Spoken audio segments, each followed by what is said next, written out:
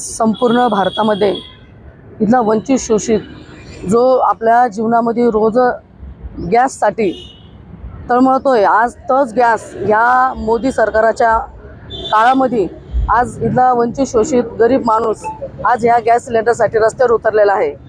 आपल्याला माहिती आहे पूर्ण भारतभर आणि पूर्ण महाराष्ट्रभर या गॅसमुळे आणि या गॅसमुळे ज्या महिला आहे ज्या रस्त्यावर आपल्या छोट्या छोट्या टपऱ्या हे जे पोट भरण्याचे जे उपसाधन त्यांनी तयार केलेले जे चहाच्या टपऱ्या आहे, या लोकांना गॅस न मिळाल्यामुळे त्यांच्या चहाच्या टपऱ्या अनेक हॉटेल्स आणि काही हॉस्टेल आहे त्या ठिकाणी मुलं तिथं शिक्षण घेत आहे, त्या ठिकाणावर सुद्धा या गॅसचा बऱ्यापैकी तुटवडा झाल्यामुळे शिक्षणामध्ये रोज दिवसामध्ये ज्या महिला उदरनिर्वाहासाठी हॉटेल चालवतात त्यांना सुद्धा आता या गॅसचा मोठ्या प्रमाणात तुटवडा आलेला आहे।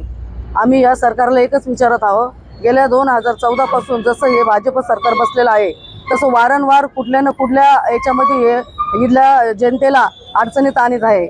अचानक केलेल्या नोटबंदीमुळे, अचानक केलेल्या या युद्धामुळे आणि अचानक अशा सगळ्या काही गोष्टीमुळे इथला वंचित शोषित जो वर्ग आहे, जो गरीब आहे, त्याला खूप फटका बसतोय। म्हणून आज वंचित बहुजन आघाडी बाळासाहेबांच्या मार्गदर्शनाखाली पूर्ण महाराष्ट्रभर जो नरेंद्र कब मिलेगा सिलेंडर हे आंदोलन आज नाशिकमध्ये पण आहे। कलेक्टर साहेबांच्या ऑफिस पुढे हे आंदोलन आम्ही आज इथं वंचित बहुजन आघाडीच्या माध्यमातून घेतलेलं आहे। आम्हाला कलेक्टर साहेबांनी एकच सांगायचं आहे का इथली जी महिला आहे, मी स्वतः 2-3 महिलांना आज काल बघितलं आहे का महिला अक्षरशः लोकांच्या दारादार फिरून विचारत आहे का गॅस आहे का भरलेली टाकी, कारण टाकी भरलेली असताना सुद्धा लोक द्यायला तयार नाही। तर लोकांना भीती आहे का आपला जो गॅस दिला तर आपल्याला महिना किंवा गॅस भेटण्याची शक्यताच नाही, त्याच्यामुळे कोणी कोणाला गॅस पण देत नाही आणि सध्या गॅस पण भेटत नाही। म्हणून महिलांना याच्यावरती जास्त प्रॉब्लेम येतो। अक्षरशः महिला चुली पेटून आपला स्वयंपाक करत आहे।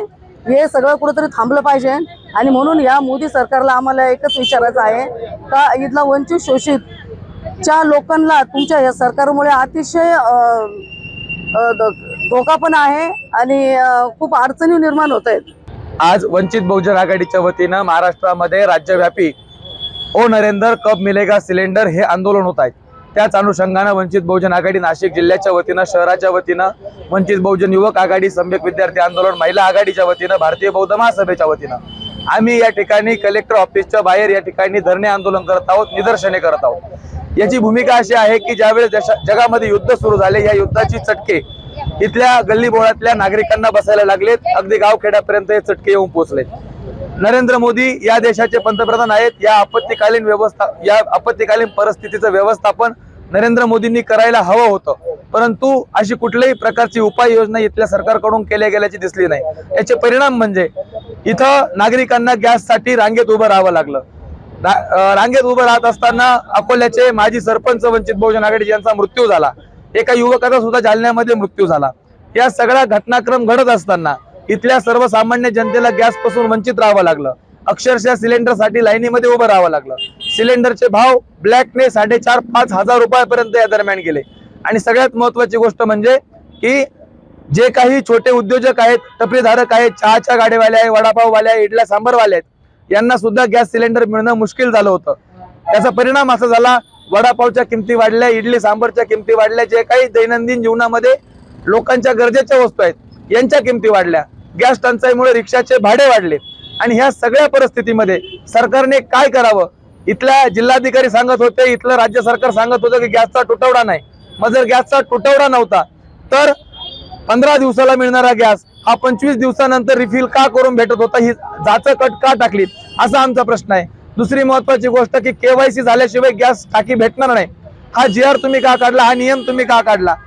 वंचित बहुजन आघाडीच्या वतीनं आजच्या आंदोलनाच्या माध्यमातून या सरकारला इशारा आहे की ज्या वेळेस इथल्या गरीब जनतेला, इथल्या नागरिकांना गॅसची गरज पडेल त्यावेळेस गॅस उपलब्ध करून देणं इथल्या सरकारचं काम आहे। दुसरी महत्वाची गोष्ट की तुम्ही जी 25 दिवसाची अट टाकली आहे ती अट आता तुम्ही शिथिल केली पाहिजे, काढून टाकली पाहिजे। त्यानंतर जे कमर्शियल गॅस आहे तो कमर्शियल गॅसचा नाशिकमध्ये 100% पुरवठा बंद आहे, त्याच्यामुळे हॉटेल व्यावसायिक असतील हे त्रस्त आहेत। या सगळ्यांचा परिणाम तुम्हाला जर कशावरती दिसत असेल तर इथल्या कॅटरिंग व्यवसायावरती दिसतोय, इथल्या लग्न समारंभांच्या लॉन्स वरती दिसतोय, इथल्या छोट्या मोठ्या हॉटेल्स वरती दिसतोय। इथं जे वसतिगृहामध्ये विद्यार्थी शिकतायत त्यांच्या खाण्याच्या अडचणी होत आहेत, या सगळ्यांवरती मात करण्यासाठी वंचित बहुजन आघाडीचे नेते सध्या बाळासाहेब आंबेडकर यांनी 1.5-2 महिन्यापूर्वी एक स्टेटमेंट दिलं होतं की जगामध्ये युद्ध सुरू झाल्यानंतर युद्धजन्य परिस्थितीमुळे या सगळ्या गोष्टींची संभावना आहे, याची उपाययोजना पूर्वसूचना सरकारला दिली असताना या सरकारने इथं कुठल्याही प्रकारचं लक्ष दिलं नाही आणि त्यामुळे वंचित बहुजन आघाडीच्या वतीनं ओय नरेंद्र कब मिलेगा सिलेंडर हे आंदोलन आम्ही करत आहोत। येणाऱ्या काळामध्ये जर या राज्य सरकारने आणि केंद्र सरकारने गॅसचा पुरवठा, डिझेल, पेट्रोलचा पुरवठा सुरळीतपणे केला नाही तर वंचित बहुजन आघाडीच्या वतीने जनजागृती करून लोकांना आम्ही रस्त्यावरती उतरू आणि सरकारला जाब विचारू। आज आम्ही काही मागण्यांचे निवेदन हे कलेक्टरकडे देत आहोत, जिल्हाधिकाऱ्यांकडे देत आहोत, त्यांनी ते माननीय मुख्यमंत्री आणि माननीय आपत्ती व्यवस्थापन मंत्री यांच्याकडे द्यावे आणि या सगळ्या प्रश्नांवरती उकल या सरकारने शोधावी, अन्यथा वंचित बहुजन आघाडी यांना वंचित स्टाईल दणका दाखवल्याशिवाय राहणार नाही। धन्यवाद।